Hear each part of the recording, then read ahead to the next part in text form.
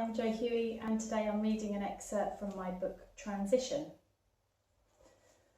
Today's chapter is called D-Day.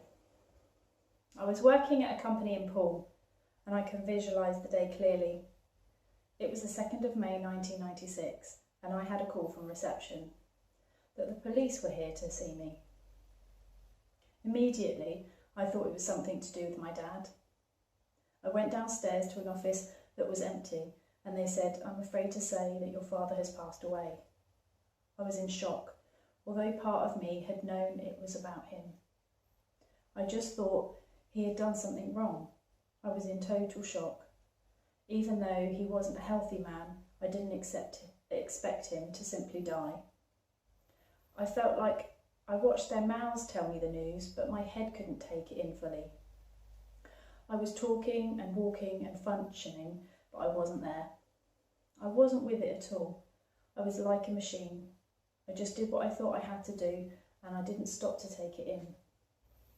The police had tried to get hold of my mum, but she was working, and I was next on the list. I went to my manager and asked to leave.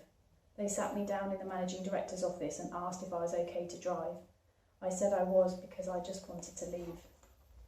Inside a tip. Those affected by someone else's drinking are exceptionally good in a crisis, as that is what they're used to, and it gives them a feeling of power and control. The smaller mishaps and changes cause more distress. After leaving work, I went to find Daisy. I told her what had happened and we had a good cry together. We then drove to the hotel where my mum was. On the journey we talked about Dad and the situation, questioning the details and how he was found and what was going to happen. We had a lot of questions, and at the time no idea if we would know the truth. We stood in the hotel kitchen at work and hugged each other and cried. It was all so overwhelming. I didn't know what to do or how to feel. I wasn't used to feelings. For so long we were taught not to feel, which is typical in an alcoholic home. You don't feel, don't talk, and don't trust. All I ever did was react to situations. Feelings didn't come into it. I never considered myself. I just looked at the situation, reacted, and dealt with whatever it was that needed fixing or solving. Inside a tip. It's common for those affected by a drinker to bury their feelings. Children in that environment aren't encouraged to share how they feel. They end up fearing all emotion, good and bad. But after the initial shock, I went into organising mode, which was my way of coping. I know Daisy felt I should have waited to sort things out, that it was disrespectful not to. And to be honest, she was right. But I just did what I thought I had to do and got on with things. I suppose you could describe me as being a bit like a machine. We had to arrange the funeral and deal with all the financial details and ownership of his property, which wasn't worth much. We spoke to the people who discovered his body. He was found in the bedsit he was living in, apparently with his head in his hands. Later I found out that he had been vomiting blood, but he hadn't said anything to anyone. I felt it was such a tragedy, both how my father lived his life and how it ended, slumped in a chair after drinking himself to death. We told Rob about Dad's death. It must have been a shock to lose his brother and his father within a few years of each other. He did come over to the house and we chatted about Dad and his life and how it was for us. We explained our side of things and tried to understand more about his life and why we never saw him and his family. It was such an eye-opener. For years we only knew what Dad had told us, and it wasn't all true, and we had this impression and story about Rob that wasn't measuring up when I spoke to him face to face. The day of the funeral wasn't easy. The hearse pulled away from the curb with the funeral director walking in front for a short while. Matt sat next to me in the car with Daisy and Mum. It was an odd experience. It was nice to have Matt there supporting me and knowing I had someone to rely on. I looked out of the window as the rest of the world got on with their day-to-day lives. It felt like everything should stop. My father had just died for God's sake, but it carried on regardless. I was torn in my own feelings because whilst I had a lot of anger towards my father, I still loved him and thought I shouldn't be allowed to feel upset because I didn't like him very much. It was confusing and conflicting, very similar to that of my home life. Daisy and I had planned to say a few words. When we arrived at the crematorium, the place was packed. People were standing because all the seats were taken.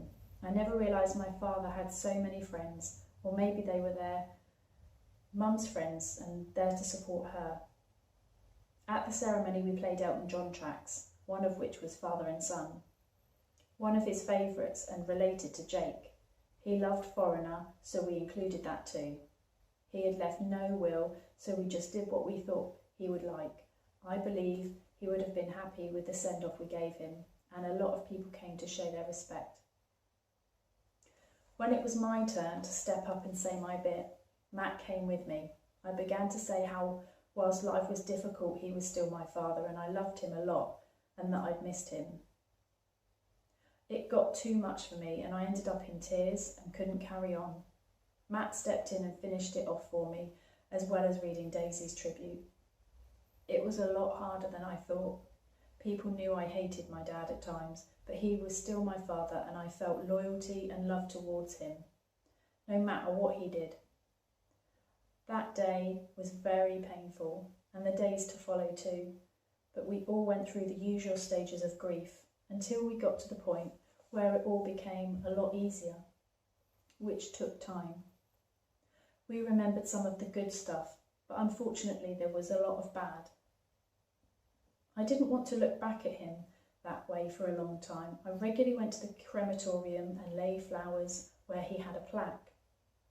It was a peaceful space and it allowed me time to think of him, the good part of who he was. I loved being there and it gave me time and space to just be, to reflect and consider my life with my dad and allow myself to feel sadness, anger, or whatever arose that day. I felt loyalty to my dad, but at the same time I hated what he had done and how he hadn't been there for me, and now he never would. I felt a relief at his passing and feel like a fraud grieving and being the one people felt sorry for. These two things conflicted with my hatred for my dad, and this caused me a lot of confusion. How can I hate him so much and yet cry at his death? It didn't feel right to be relieved that he had gone. I kept feeling I was a bad person for feeling that way. I couldn't understand my feelings, and that was because we hadn't been taught and we were told not to have any. I had Daisy to speak to about it. She understood. I spent a lot of time worrying about what everyone else was thinking. People who came to the funeral, people who knew about my dad's death. Were they trying to take advantage of his money? Did they feel sorry for us? Did they like him? My anxiety peaked at that time, and overthinking things was a big problem for me. I always had to be prepared for what might happen at home. Insider tip: the unknown is not something children of alcoholics feel comfortable with. They control their environment as best they can, so they're prepared for any scenario. It can be extremely exhausting. It's sad because I should have been able to grieve like anyone would in normal circumstances, but my circumstances weren't normal. I hadn't realised it back then, but I had developed and still have OCD, certainly when it comes to organising. That is why I went straight into organising mode when we found out Dad was dead. My actions upset me now. It seems disrespectful, but it was my way of coping. Having to get things in order because my life had been so out of order. I hope you found that chapter interesting. It was a very difficult chapter for me to write, and I think it's important for me to share my experiences so that I can help other people and so that they know that I can empathise with them and I've been through what potentially they've either been through or still going through. If you've enjoyed my excerpt, then please feel free to get a copy of my book. You can get that off Amazon, and it's also available on Kindle. If you've already read my book, I'd love to hear any reviews and comments that you might have. So I hope that was okay and that you found it helpful. Take care. Bye.